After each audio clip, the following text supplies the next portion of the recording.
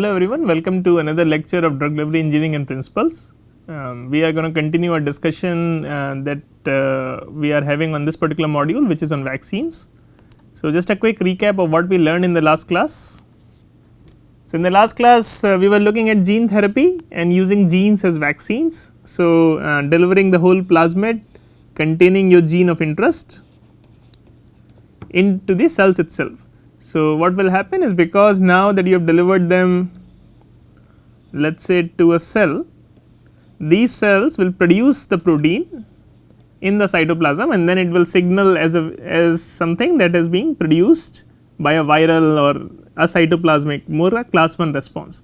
So, that was the whole idea there. We learned few things in the last class in regards to that. One was how we can use this for oral deliveries to take care of some of the food allergies. In this case we looked at peanut allergy.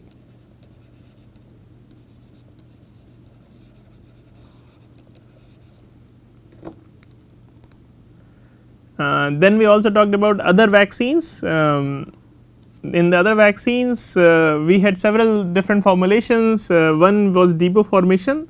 So, what we were doing is basically injecting something or implanting something which act as a depot. So, the antigens are here, rather than letting the antigens flow around and find the immune cell. This particular one was asking the immune cells to come to its site only.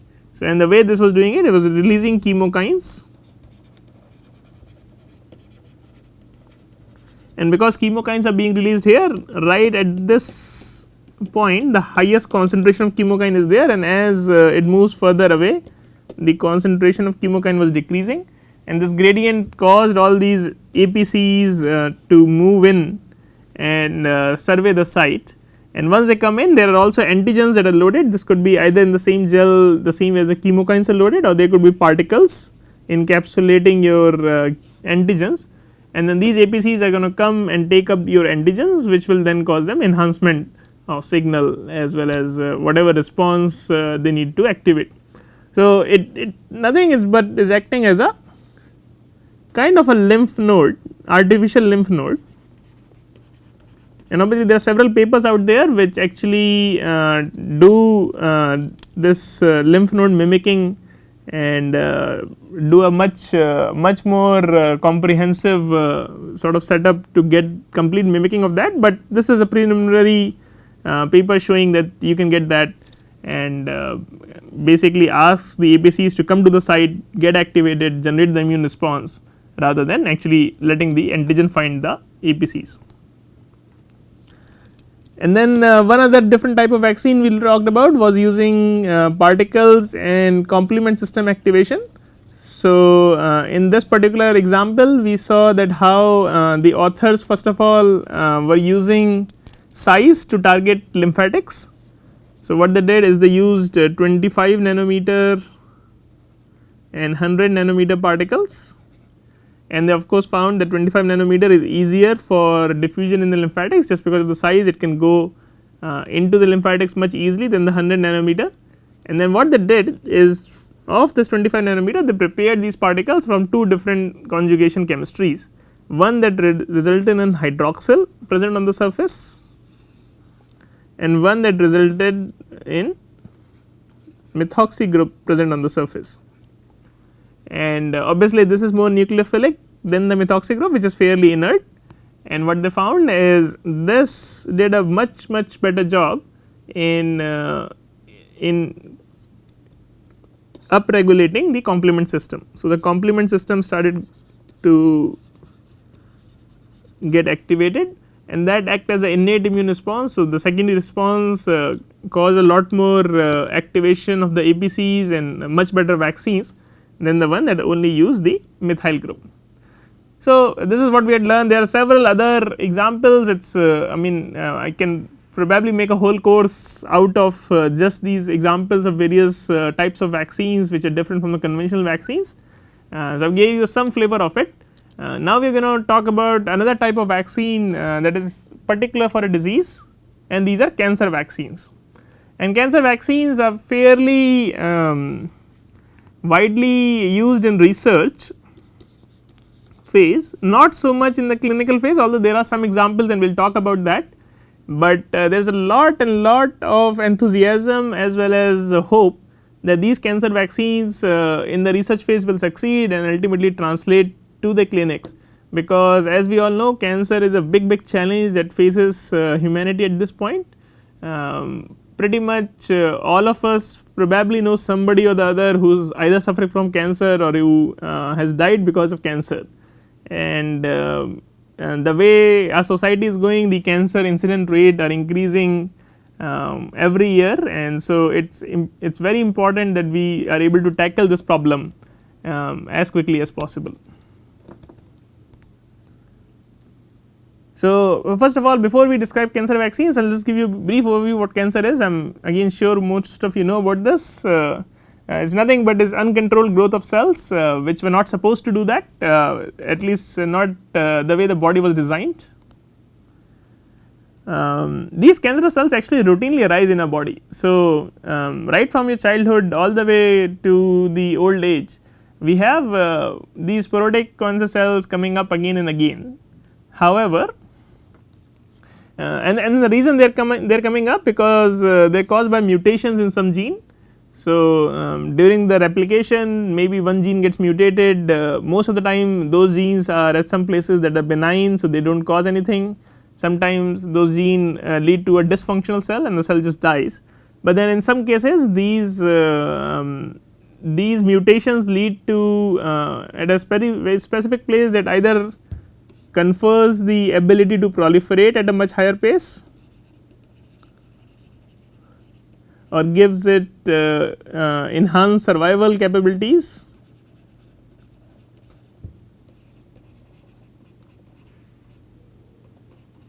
so that it can grow even in harsh environments, and that these little things lead to eventually development of cancerous cells. Now, because there are mutations, so the proteins that are being produced are not the sequence that they are supposed to be. So, let us say there is a mutation in some of the gene that causes upregulation in proliferation.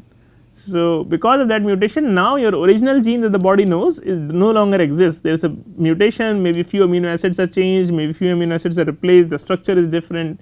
So, there is some antigens, because now we can call them antigens because these are not something that the body knows about. So, these are not natural, these are something that have been mutated.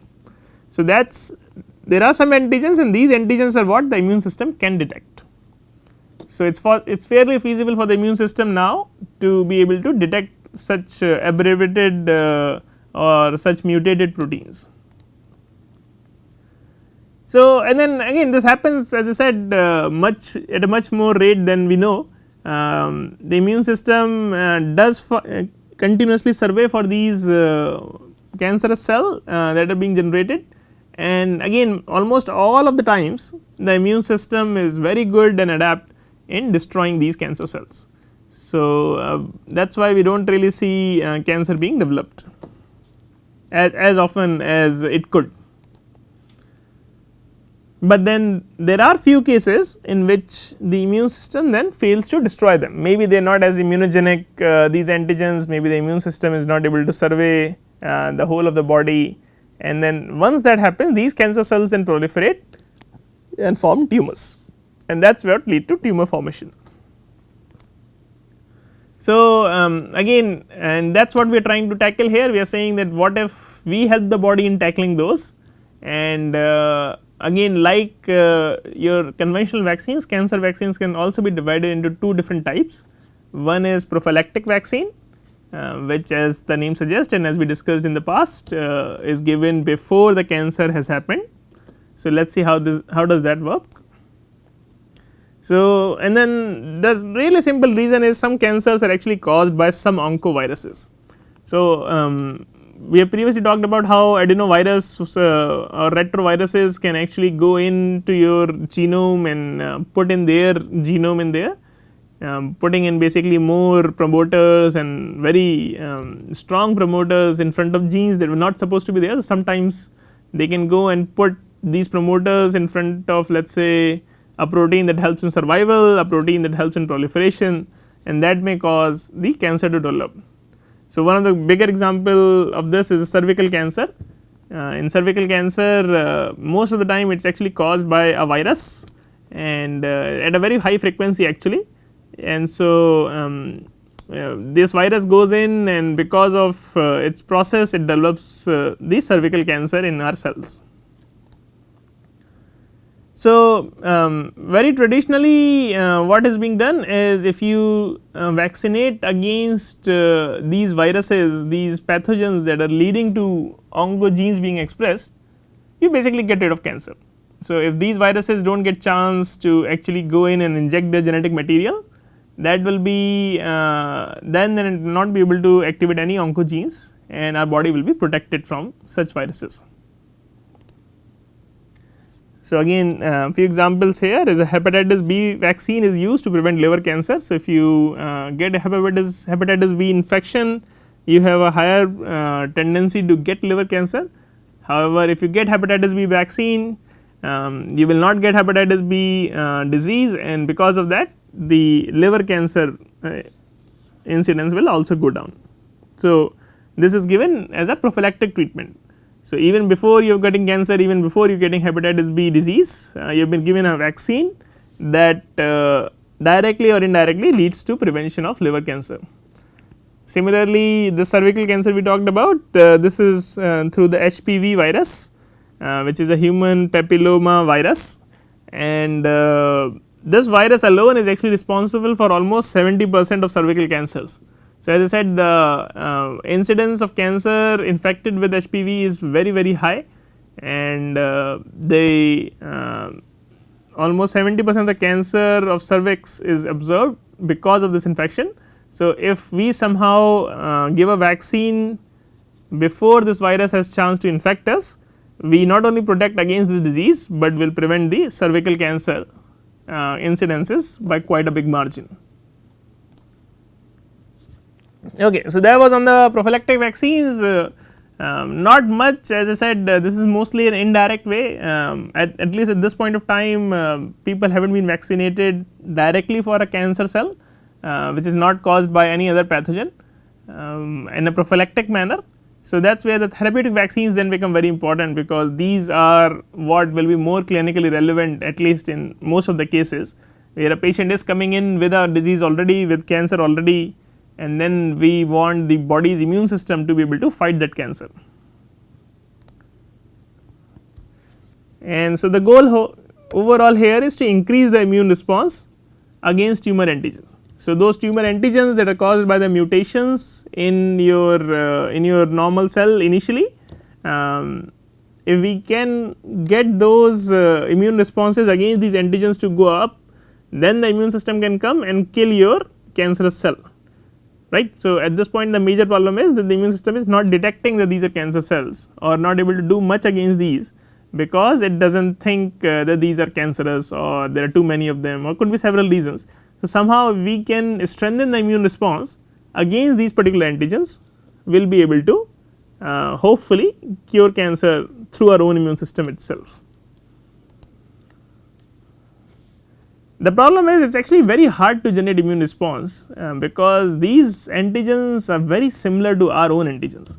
So, now we are talking about, let us say if this is a protein that the body already has, all that has changed is maybe 1 or 2 amino acids here are mutated. So, the body finds it very difficult, first of all, to identify that there is a change here, and then secondly, there is really no other signal the body gets to get activated for your immune response. Because when you are talking about a bacterial cell coming in, we had talked about there are so many different innate immune pathways going up. The innate cells are recognizing the patterns, maybe the flagella, maybe the LPS, maybe the DNA, the CpG islands and all.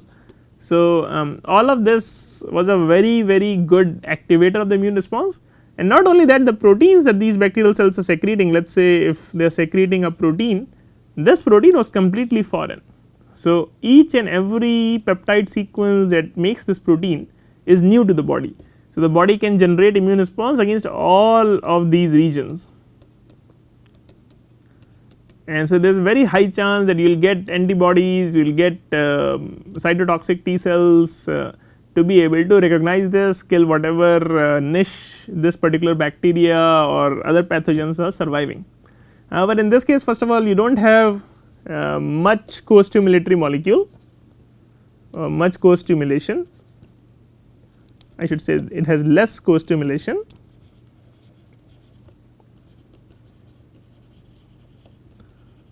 And then the antigen itself is very small as well, this may be only one antigen present in one protein. So, all of those result in quite a difficult task for the immune system to be able to mount a good response against it. And then not only that, what then complicates the problem is because these cells are now rapidly dividing, sometimes the mutation could actually be in enzymes that are supposed to take care of the fidelity of the DNA replication. So, what I mean by that is let us say there is an enzyme that checks whether the DNA replication has happened correctly or not, checks correctness of DNA replication.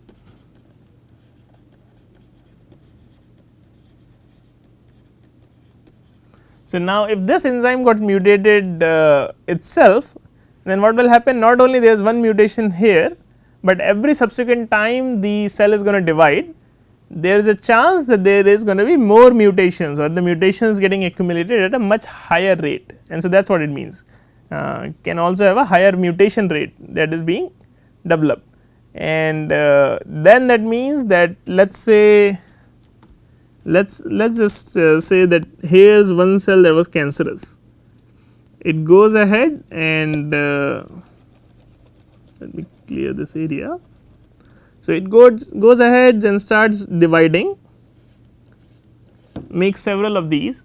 Now, because this enzyme was not working, that is responsible for making sure that there is a correct DNA replication that is happening, what will happen is as it divides further,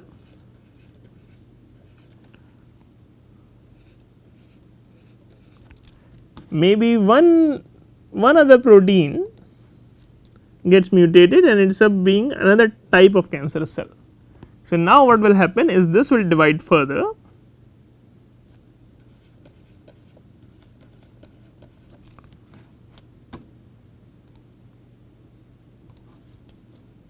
and obviously the original cancer cells will continue to divide.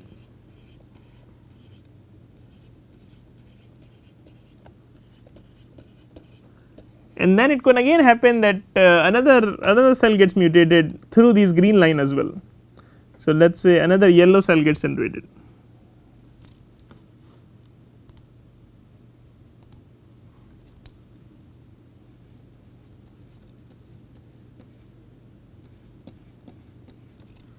Right, and then this is going to be surrounded by the red original cells. So, this can actually continue to go on, and so now what you are doing is not only you have a tumor because there is a mutation, but now as the time is progressing, as the tumors are becoming larger and larger, you are actually accumulating more mutations and more different types of cells, and so then it becomes very hard for the body to be able to control for all this, because let us say if the immune system does come in as able to recognize one of these types, it will still not be able to, the chance for it to be able to recognize all 10 types that might be there in that large tumor is very low. And so that is why there are several variants of tumor antigens that comes up, and eventually it becomes a harder job for the immune system to be able to handle that. So, but nonetheless there are some vaccines like the other vaccines, they have been classified into different categories. So, one is the autologous tumor cell vaccine, and as the name suggests is that means that this is from your own tumor cells. So, let us say a patient comes in or an animal is induced a tumor, you isolate the cells from the tumor region. So, maybe at the time of biopsy when it is being confirmed whether the tumor is there, we isolate some part of the tumor anyways. So, we isolate some cells, we lyse them. So, when I lyse these cells, so initially let us say this was a cell and maybe one of the protein had this mutation here. So, let us say when I lyse the cell, all of the proteins come out, I then mix it with some adjuvants. So, what I can do is now I mix it with some LPS or I mix it with some flagellin protein and then put it back in the body. So, now what is happening is earlier as I said that these tumor cells were not activating the immune system as much as let us say a bacterial cell would. So, now what I have done is because I have given these co-stimulatory signals, this is going to lead to a much enhanced response against any mutated protein that is present in your lysate. So, at this point you are basically not really testing as to what is the mutation, you are just taking the whole cells, you are lysing them up, you hope that that cell now is containing or that cell lysate is now containing several proteins that are mutated and you inject it back in the body along with some adjuvants and then let the immune system figure out what is wrong, which is the protein that needs to target. And one of the advantage here is you are actually presenting the entire spectrum of your antigen. So, all the antigens that may be present, maybe 1, maybe 5 are being presented to the immune system, which the immune system can then sort through and mount a response. So, maybe let us say this one had 2 or 3 proteins that were mutated and even though only one, maybe one protein is more immunogenic than the other because of the mutations. So, then it becomes a higher chance for the immune system to at least detect one of these different mutations and be able to kill the cell.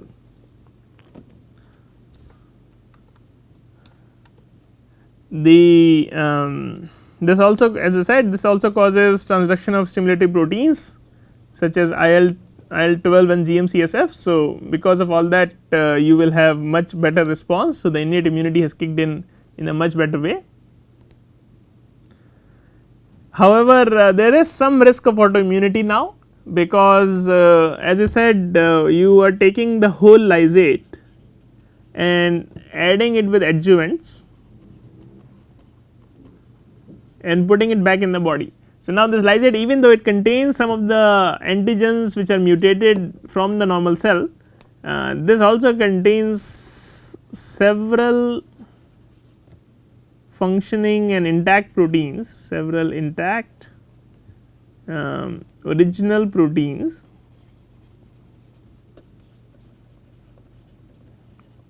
that you are now supplying with adjuvants. So, there is a little bit of chance that if the adjuvant has worked very well or the immune system got activated to such a high amount that some of these original proteins, some of these original self antigens may be recognized by the immune system and immune system may mount a response against them. So, if that happens, then what will happen? Then your immune system is going to go even to healthy cells, mount a response against them because these healthy cells are producing these proteins and by that logic the self antigen, and that may cause even more destruction than what you wanted. And not to mention, as I just said, how do you get this tumor sample? It may involve some surgical procedure needed to be done to get this initial isolation of the cell done, and so it is invasive. You need quite a bit of tumor sample. Again, if you are going to go ahead and inject it, you want to give as much antigen as possible. So, you want a substantial amount of tumor sample to be present as well.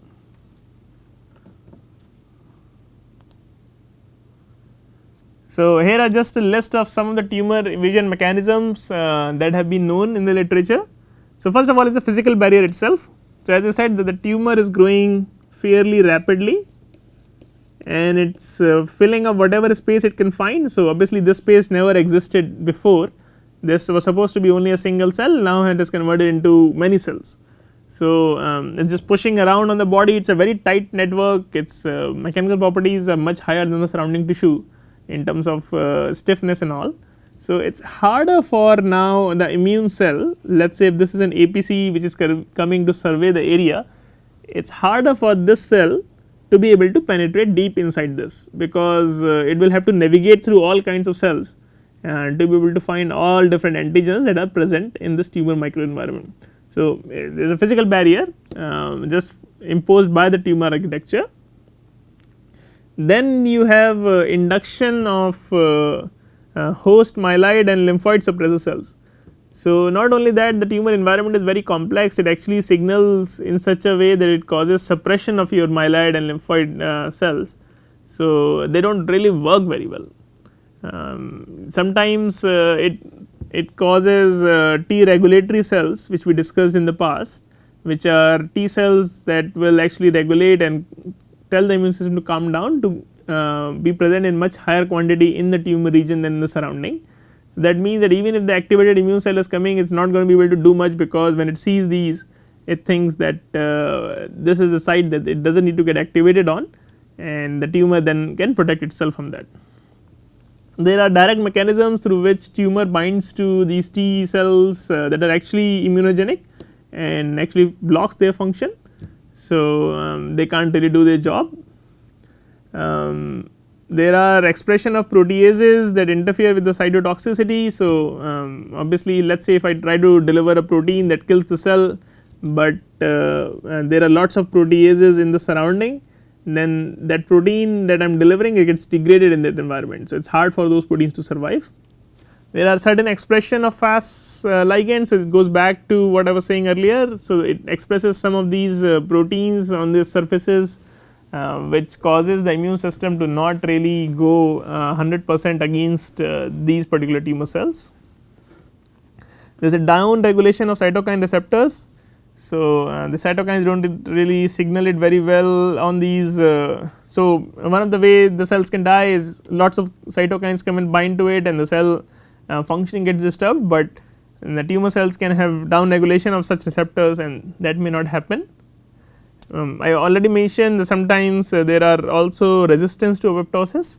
So, maybe the mutation is such a gene that it does not die and continues to proliferate, so they are much more hardy and much more adapt to be able to survive in harsh environment that immune system can present. The T cells can actually not be able to even recognize it, and that we already talked about, that it is not very immunogenic, as well as the environment itself is very tolerogenic environment, not letting the immune system to get activated in that area. Even let us say if the body does able to mount a response, if the immune system is able to recognize a particular antigen, as I said, the mutation rate is very high. So, there will be parts of regions of this tumor which would even mutate that and have some other mutation that is causing now tumor. So, because of all that, the body may not be able to clear out the whole of the tumor cell. Even then, some of the tumor cells may survive because they are slightly different, and they then continue to proliferate and grow the tumor. It also down regulates some of the MHC molecules. So, it does not really process the antigen. So, every cell has these in mouse, every cell has these MHC molecules that are presenting the antigen, but if the number of these receptors are lower, so let us say there is a certain density of these receptors on most healthy cells, what tumor does, it then decreases this number, so that not a whole lot of them are being presented. So, the immune system cannot really recognize it.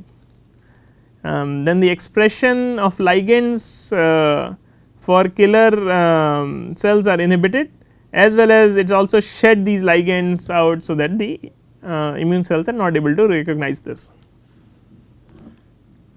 So, here is what ideally we would like to have in cancer vaccines. So, you give these cancer vaccines to dendritic cells or macrophages, which are antigen presenting cells.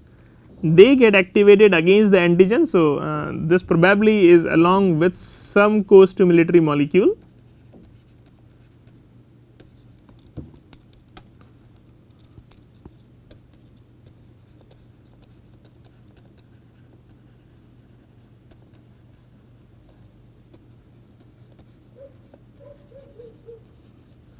And this is going to go ahead and activate the CTLs, the cytotoxic T cells, because in this case the antibody can be useful, but it really will not do much job. We want to kill the cells itself.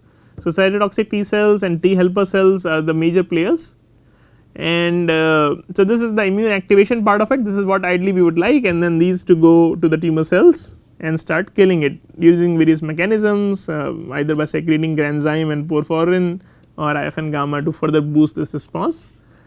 However, what actually happens is, as I said, this tumors are secreting all these several proteins that are causing immune tolerance. So, TGF beta, IDO, VEGF, galectin is causing activation of Tregs. There is also PD1, PDL1 that is also present, that is causing the tumor associated macrophages and the different types of immune cells to not get activated, and all of this result in modulation of this immune response that we wanted to not go very active against these cells and be able to then protect this tumor cell.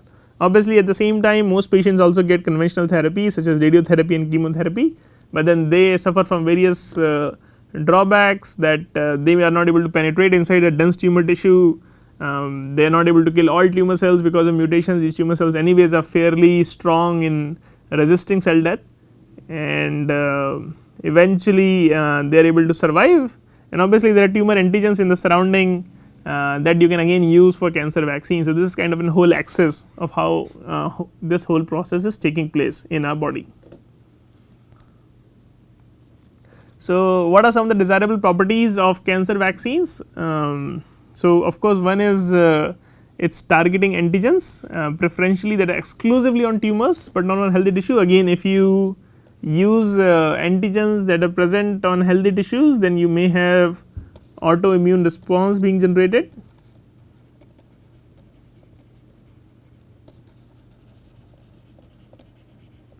It should be fairly safe and non-toxic to human cells, of course, and that is true with any kind of treatment. What about the quantity? So, can you deliver enough to get sufficient number of your immune cells to be activated? What about the quality? Is the ones that are activating is being able to go and kill the cells. You can express T cell, whether they express T cell receptors with high avidity to the target antigens. So, whether they will bind to it, give the desired function, traffic to the tumor sites. So, be able to go and find where it is and then further navigate inside the tumor as well, and then how much of the duration of response is given by these cells, whether these cells are active. So, for enough duration to be able to kill all of the tumor cells in a large tumor. Okay, so we will stop here and we will continue rest in the next class. Thank you.